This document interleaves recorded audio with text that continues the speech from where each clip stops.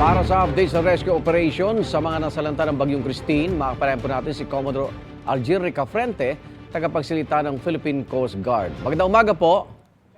Magandang umaga po sa inyo Opo. at magandang umaga din po sa inyong mga taga-Panood. Sa ngayon, saan po nakapokus yung rescue operations po ninyo?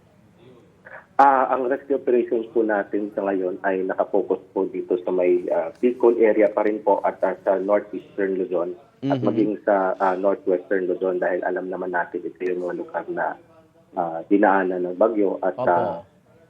medyo nasalanta talaga ng mga tubig baha. Meron pa rin po bang ibang lugar na nahirapan tayong sakluluhan po yung mga residente?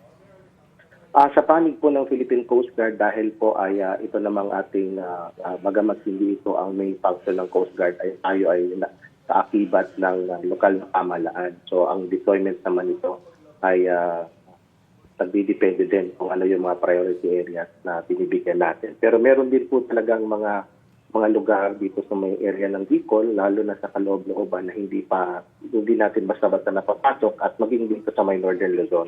Opo. Bukod po sa rubber boat, meron pong mga nais magpahiram ng mga bangka, Commodore. Maganda po yan at para tulong-tulong tayo. Maaari lang ipakipag-ugnayan din po yan sa mga lokal na pamahalaan Opo.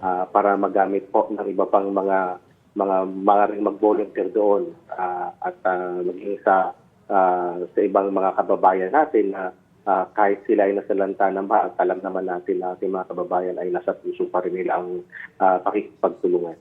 Opo. Sa initial niyo pong pagtaya, mga ilang pa ho ang ating mga kababayang nasa bubungan pa rin o nasa kanilang mga bahay na nangangailangan po ng rescue? Sa Philippine Coast Guard, wala kaming ganyang Datos, datos. okay. Wala kaming ganyang datos sa lokal na pamahalaan, meron sila. Oo. Pero base po sa report namin as of 4 a.m. kanina, sa Bicol alone, umabot na po sa mahigit 117,000 ang nailikas, na-evacuate at naidala sa mga ligtas na lugar sa tulong-tulong na effort ng lokal na pamahalaan at iba pang ahensya. Opo. Kasama na dito ang Philippine Coast Guard.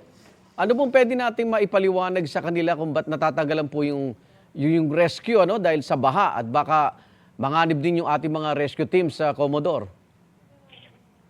Dahil nga sa lawak nitong baha, Oo. maging lalo na yung mga unprecedented area na dating hindi naman binabaha, Opo. ay ang ating sa Philippine Coast Guard side lang ang ating mga pwersa dito manggagaling sa may coastal area Opo. papasok. Yung sa mga local government naman ay doon sila sa loob. So ang concentration nila yung pinaka malapit na maaari mong ma-rescue, yun yung inuuna natin. Papasok kung saan man meron pang pangangailangan. Commodore Ricafrente, bukod po sa Naga, may iba pa bang lugar na nakaantabay tayo para mabigay agad ang rescue at tulong sa kanila? Ang Philippine Coast Guard naman ay may mga istasyon sa Opo. bawat coastal municipality. Opo. So kung kaya ang ating Philippine Coast Guard ay doon na nakakabit yung ating pwersa sa mga local government nila. Opo. Kaya ang ating pagtulong ay concentrated kung doon sila sa area na merong apektado at papasok ng palayo kung nakuha na natin yung nasa malapit para mas madami tayo makukuha kagad.